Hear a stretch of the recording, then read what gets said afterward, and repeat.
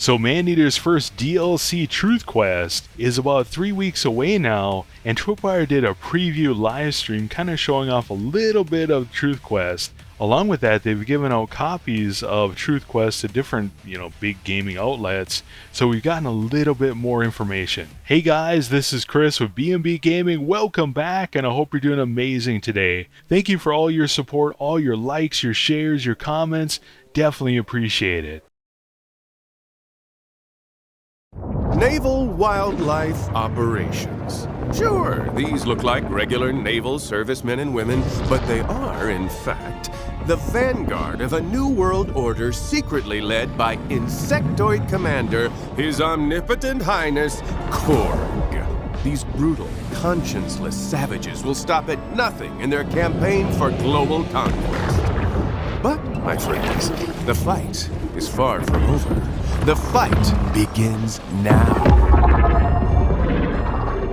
So to start out with, guys, with the release of Truth Quest, they're going to update every copy of Maneater, or we're all going to have an update, that's going to give us the pilot episode, which essentially is just a couple preview missions that will get a taste of what Truth Quest is like. So in the live stream, the pilot episode, and in one part here it takes place at Caviar Keys, and essentially the NWO skiffs and soldiers and sailors, etc., are on the beaches throwing grenades at us and shooting us and all kinds of good stuff. Now, one question I have is, once we beat this pilot episode, say for example you haven't bought the DLC yet, are these NWO skiffs and boats and sailors, etc., going to be located in every area of Port Clovis? So are they going to be in the swamps, standing there throwing grenades at us? I don't know, it should be interesting. I kind of wish we could unlock this, earlier, and it would be kind of an interesting challenge to start Maneater with these NWO soldiers running around. It would kind of spice up the game a little bit.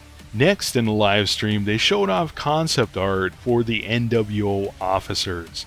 So with Truth Quest, they're adding 5 new bounty bosses, and we actually can see the concept art for all 5 of them right here. Now this first guy kind of looks familiar to me. I don't know where I've seen this kind of mustache before. I'm going to feel a little bad about eating this guy. She looks very stern. This guy looks like he's from G.I. Joe. Yo, Joe! She looks very nice. And this guy looks really cool. Spoiler, I think this guy's a helicopter pilot, which I think is going to be really cool. Maybe he's got like a super helicopter or something, or I don't know, shoots like shark missiles at you or something. Should be cool.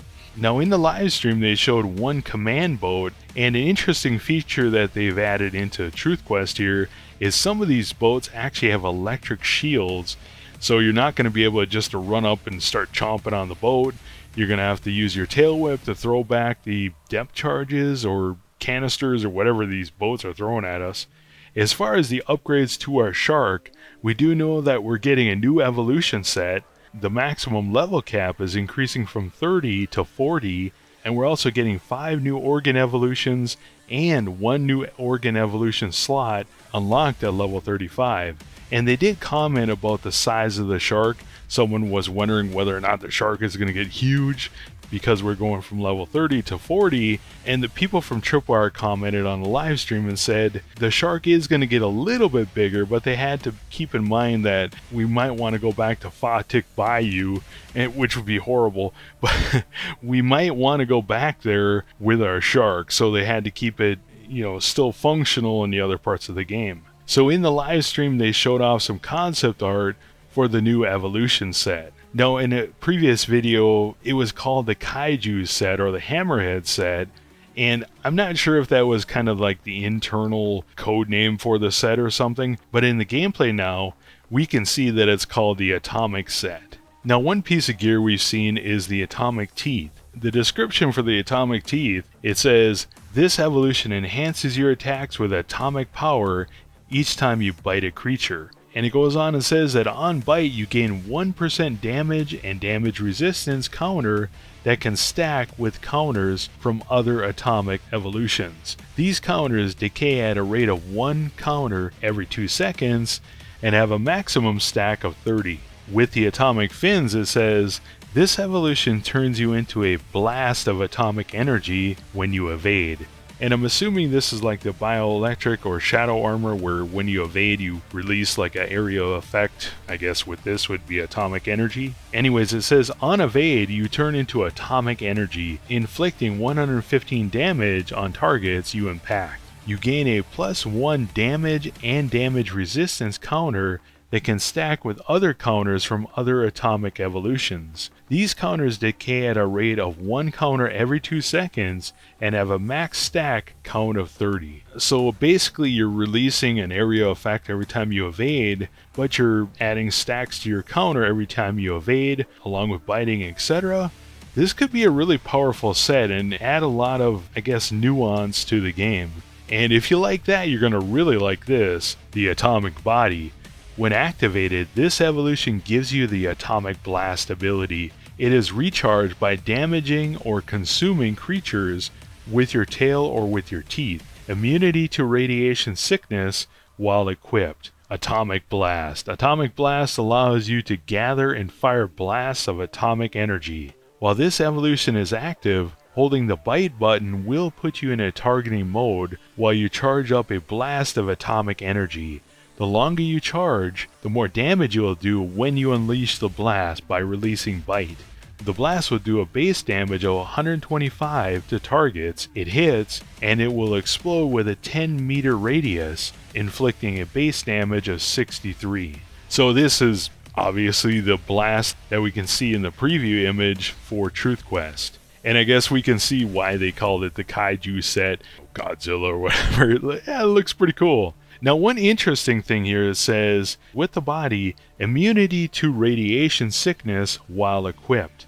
So, in Dead Horse Lake, we do have radiation, so we can get radiation sickness, but I think this is going to come into play with some of the evolved wildlife. So next in the live stream, they showed off some of the evolved wildlife. Here we have the great white atomic. We have the shadow orca. We have a sperm whale, and I'm assuming bone. So bone whale? No, that would be a great gamer tag. Or you might get banned. And next they have the sperm whale atomic.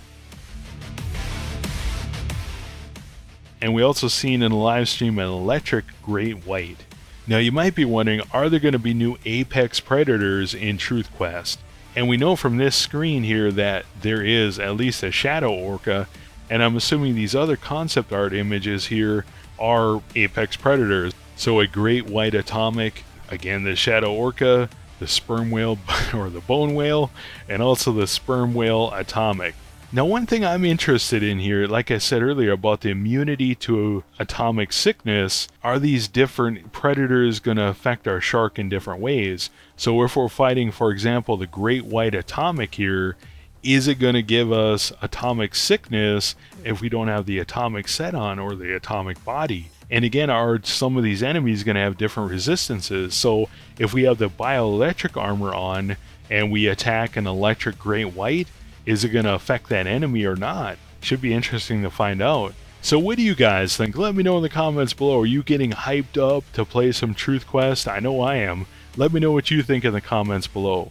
For me, I'm getting excited about playing this now. Again, I'm curious whether or not our armor sets are really going to matter. You know, is it just going to be, you gotta use the atomic set, otherwise you're going to get crushed? Or are they going to allow you to use the shadow armor, the bone armor, and the bioelectric armor, where we're going to have to swap them out to take on the different enemies? Like, for example, if you take on the shadow orca, you know, is the shadow armor going to be viable against that enemy? Or are you going to want to use the bioelectric armor on him in order to slow him down a little bit so you're going to be able to handle him? I think it'd be really awesome if they put us in a position where we'd have to figure out what are the best armor sets to take on these different apex predators and also the different bounty bosses.